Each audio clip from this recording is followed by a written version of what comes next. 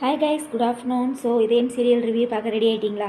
நானும் போடுறதுக்கு ரெடி ஆகிட்டு, அதுக்கு முன்னாடி நம்ம சேனல் எப்பயும் போல் சப்ஸ்கிரைப் பண்ண மறந்துடாதீங்க. லைக் பண்ணுங்கள், ஷேர் பண்ணுங்கள், கமெண்ட்ஸ் பண்ணுங்கள். ஸோ இன்றைக்கி இதேன் சீரியல் எப்படி போச்சு? நான் வந்து சாட்டர்டே சொன்ன மாதிரி கண்டிப்பாக கோயிலில் வந்து ஏதோ ஒரு கலவரம் நடக்க போகுது நான் சொன்னேன் கைஸ். ஆனால் அது கோயிலேருந்து இல்லை, கோயிலேருந்து கொஞ்சம் தூரம் தள்ளி. அதாவது என்ன நடக்குது அப்படின்னா ஷார்ட்டாக சொல்லிடுறேன், அப்புறம் நம்ம ரிவ்யூ பண்ணிடலாம். அதாவது சுதாகர் பிளான் பண்ண மாதிரி மித்ராக்கு கால் பண்ணி சொல்லியிருப்பான் இல்லையா, அந்த மாதிரி அபி வந்து அந்த பாட்டியோட மனோவை பார்க்க போயிருக்கா. நான் அவனை என்ன செய்ய போகிறேன்னு பாரு, கை காலை உடைக்க போகிறேன்னு சொல்லியிருப்பான் இல்லையா. அதே மாதிரி ஆளுகளை செட் பண்ணுறாப்புல கோயிலே நின்று இவங்க என்ன செய்கிறாங்க, ஏது செய்கிறாங்க, பாட்டி என்ன பேசுகிறாங்க, மனோ என்ன பேசுகிறாங்க, அபி என்ன பேசுகிறா அப்படின்னு சொல்லி எல்லாத்தையும் ஒளிஞ்சிருந்து கேட்டுக்கிட்டு இருக்கிறா. யாருன்னு பார்த்தீங்கன்னா சுதாகர். அப்புறம் மித்ராவும் நிஷாவும் கார்லேருந்து இறங்கி வர்றாங்க. நிஷாவை பார்த்தா தான் மனோவுக்கு தெரிஞ்சிடும் இல்லையா, அதனால் அந்த அம்மா அப்படியே நைஸாக ஒதுங்கிக்குது. மித்ரா உள்ளே வர்றா. வந்த உடனே அதாவது என்ன நடக்குது அப்படின்னா, பாட்டி வந்து அபியை கூட்டிகிட்டு வந்தோடனே, அதாவது நம்ம வந்து பாரதியை வந்து நம்ம தப்பாக சொன்னோம் இல்லையா, அதனால் டைரக்டர் சாருக்கு வந்து கோவம் வந்துருச்சாட்டு இருக்குது. அதனால் பாரதி மேலே ஒரு நல்ல அபிப்பிராயத்தை உருவாக்கணும்னு சொல்லிட்டு என்ன சொல்லியிருக்காங்க அப்படின்னா, பாட்டி வந்து என்ன சொல்லுது அப்படின்னா, இந்த மாதிரி உங்கள் அக்கா தாண்டா வந்து என்னை அனுப்பி விட்டா, நேற்று நைட்லேருந்து அவள் தூங்கவே இல்லை, அவன் என்ன ஆனானோ ஏதானானோன்னு எனக்கு தெரியல, நீங்கள் போய் பாருங்கள் பாட்டி. ஏங்க மேடம், நான் கேட்குறேன், நீங்கள் தப்பாக நினச்சிக்காதீங்க, பாட்டியே அனுப்பி விடுவானாமா. யார்? பாட்டியே அனுப்பி விடுவாளாமா. யார்? பாரதி. ஏன் அவள் வந்து பார்க்குறக்கு என்ன? அவள் வந்து அவன் தம்பியை பார்க்குறக்கு என்ன? பாட்டியே அனுப்பி விடுவாளாமா. நீ வந்து பார்க்குறதுக்கு என்ன ராசாத்தி? நீ எங்கள் ஆதியோட உட்காந்து என்ன பேன் பார்த்துக்கிட்டு இருக்கியா தலையில்? கேட்குற கேள்வியெல்லாம் எப்படி வேணாலும் கேட்கலாம், அந்த மாதிரி தான் இருக்குது. சரியா? உடனே பாட்டி வந்து அவளை நல்ல விதமாக சொல்கிறாங்க. நம்ம சனிக்கிழமை வேறு அவளை நல்லா கிழிச்சு விட்டோம் இல்லையா பாரதியை, அதனால டேரக்டர் சார் பார்த்துருப்பாரு என்னன்னு தெரியல. உடனே வந்து பாரதிக்கு வந்து சப்போர்ட் பண்ணுறாங்களாமா. சப்போர்ட் பண்ணுற விதம் மாதிரி பாட்டி வாயாலே சொல்ல வைக்கிறாங்களாமா. இதெல்லாம் நாங்கள் எத்தனை பார்த்தாச்சு. உடனே என்ன சொல்கிறாங்க, இந்த மாதிரி உங்கள் அக்கா தாண்டா என்னை அனுப்பி விட்டா, உன் மேலே அவளுக்கு வந்து எந்த ஒரு தப்பான எண்ணமும் இல்லை, நீ அந்த தப்பை செஞ்சுருக்க மாட்டேன்னு அவன் நம்புறா அப்படின்னு அவன் வந்து உடனே என் அக்கா வந்து என்னை நம்புகிறாங்களா அப்படின்னு சொல்லி அவன் இது பண்ணிக்கிட்டு உட்காந்துருக்கான். உங்கள் அக்காவை பற்றி இத்தனை நாள் நீ உங்கள் அக்கா கூட இருந்தேல, உங்கள் அக்காவை பற்றி புரிஞ்சுக்கிட்ட லட்சணம் இதானா அப்படின்னு சொல்லி அந்த அம்மா கேட்குது பாட்டி. ஐயோ கடவுளே. அதுக்கப்புறம் என்ன நடக்குது, அதான் அபி வந்துடுறால. அபி வந்தோடனே நல்லா கேட்டாப்புல அபி, அந்த இடத்துல நீ உண்மையை சொல்கிறதுக்கு என்ன, நீ எதுக்கு இப்போ தப்பிச்சு அந்த இடத்துல பொய் சொல்கிற, ஏன் இப்படி கோலத்தனமாக இருக்கன்னு கரெக்டாக கேள்வி கேட்டா. அதுக்கப்புறம் சுதாகர் வந்து நல்லகுடி நாச்சியாட்ட எல்லாத்தையும் பேசுகிறான்.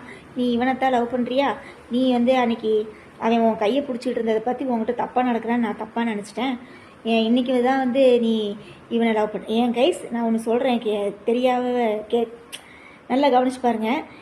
அந்த பிரச்சனை நடக்கும்போது சுதாகர்கிட்ட அபி சொல்லியிருப்பாளா இல்லையா, நானும் மனோவும் லவ் பண்ணுறோம், எங்களை நீங்கள் தப்பாக நினைக்காதீங்க, அவன் இல்லாமல் நான் வாழ மாட்டேன் அப்படின்னு சொல்லிட்டு தானே இருப்பாள் அந்த பொண்ணு.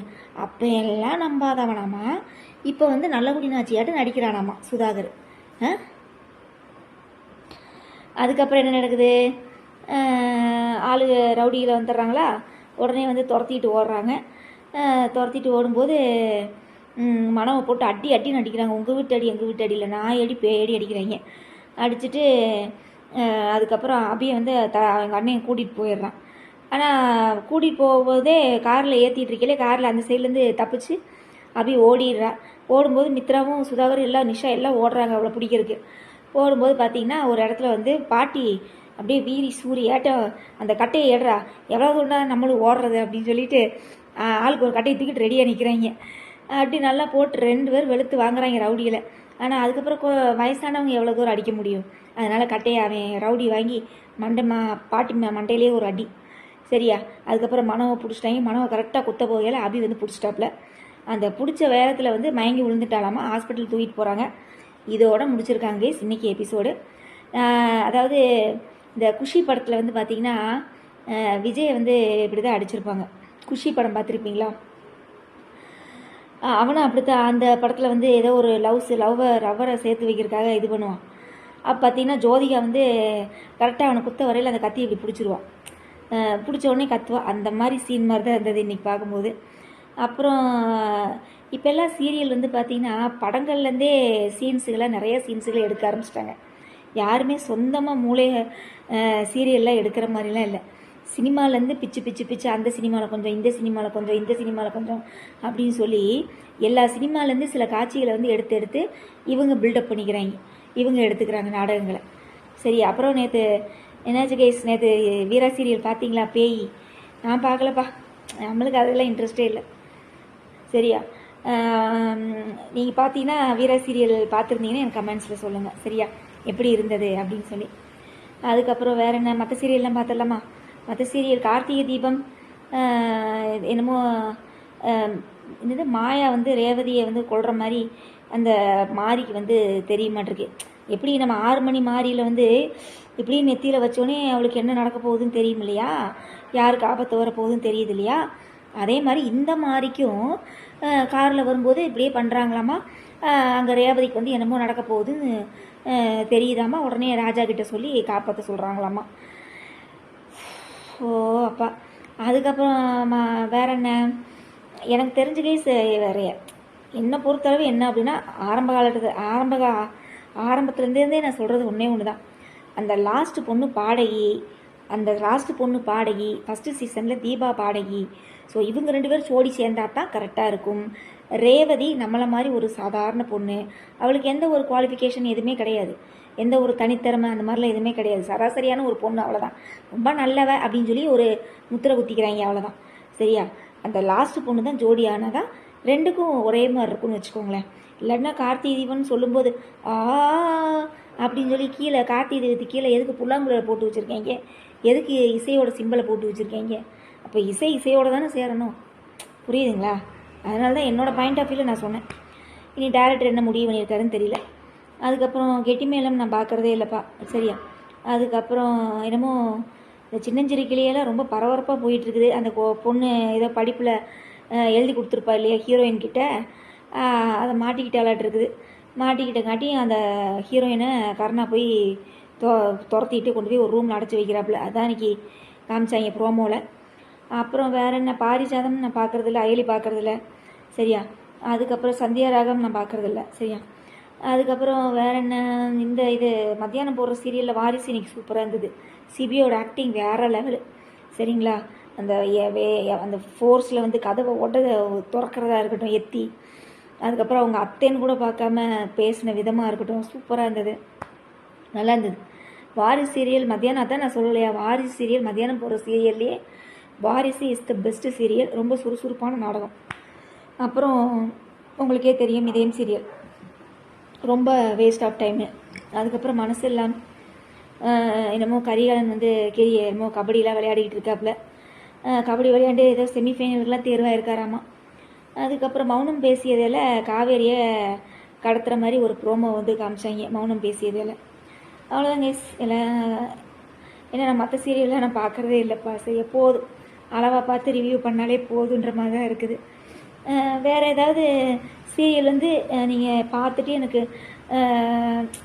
இந்த பகுதியை மட்டும் எனக்கு ரிவ்யூ பண்ணி போடுங்க அப்படின்னு கூட கேளுங்க. நம்ம வேணால் பார்த்துட்டு கூட நம்ம அதை மட்டும் கூட ரிவ்யூ பண்ணலாம். சரிங்களா, வேறு என்னப்பா உங்களோட நிறைய குறைகளை கமெண்ட்ஸில் சொல்லுங்கள். நம்ம நாளைக்கு ரிவ்யூவில் பார்க்கலாமா?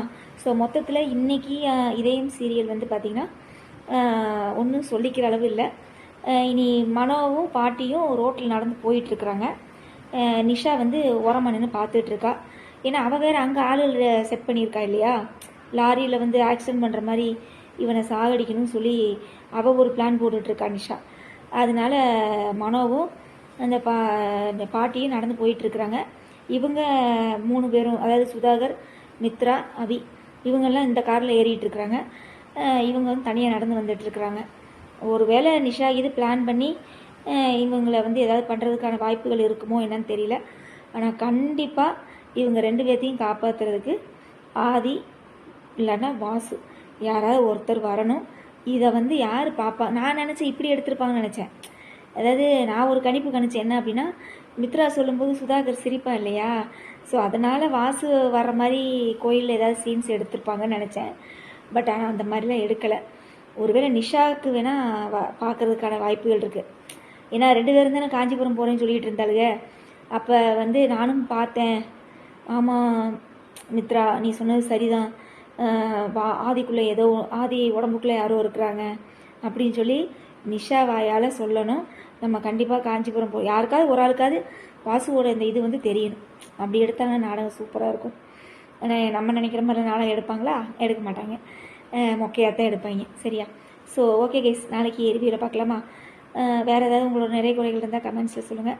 ஸோ மொத்தத்தில் இன்றைக்கான இதயம் சீரியல் ஒரே லைனில் சொல்லணும் அப்படின்னா அடிதடி, அதாவது சுதாகரோட மாஸ்டர் பிளான் அப்படின்னு சொல்லலாம். ஓகேவா?